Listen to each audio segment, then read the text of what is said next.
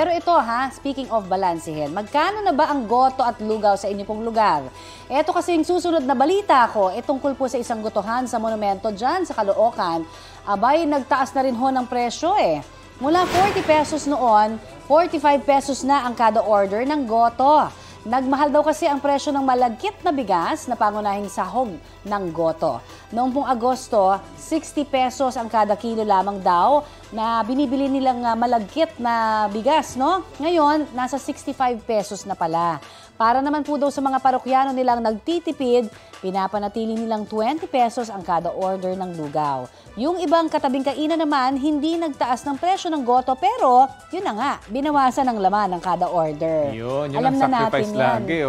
Pero yung 5 pisong dagdag, malaking bagay na yan para sa mga nagpapamasahe. Oo, diba? Totoo rin dagdag yan. pamasahe nila yan. Pag naipon yan sa isang linggo, malaking bagay. Ay, oo. Pero yun nga, kailangan talaga, sabi nga, ngayon, lahat nagtataas, kailangan mag-adjust. Lahat. Meron pang isisikip ang ating mga, hindi na nga sa belt, no? Nasa leeg na. Nasa leeg na.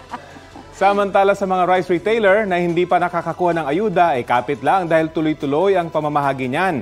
Pinayagan kasi ng Commission on Elections na ma-exempt sa spending ban ng ayuda para sa rice retailers. Yan po yung 15,000 pesos na ayuda ng Department of Social Welfare and Development sa mga rice retailer na apektado ng price cap sa ilang uri ng bigas.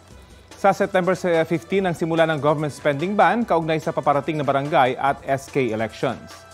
Ipinagpapasalamat ng DSWD ang desisyon ng COMELEC. Nauna nang sinabi ng kagawaran na pinamamadali na ni Pangulong Bongbong Marcos ang pamamahagi ng ayuda.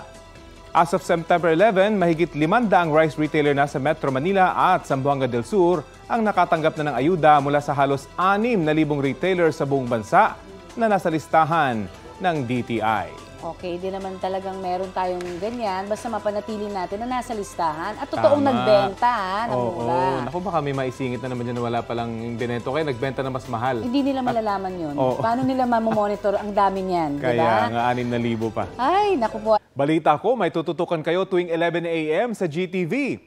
Alamin ang mahalagang balita at impormasyong dapat nyong malaman sa Balita Ko tuwing Lunes hanggang Biyernes. Mag-subscribe din sa GMA Integrated News sa YouTube. Sa mga kapuso abroad, maaari po kaming masubaybayan sa GMA Pinoy TV at www.gmanews.tv.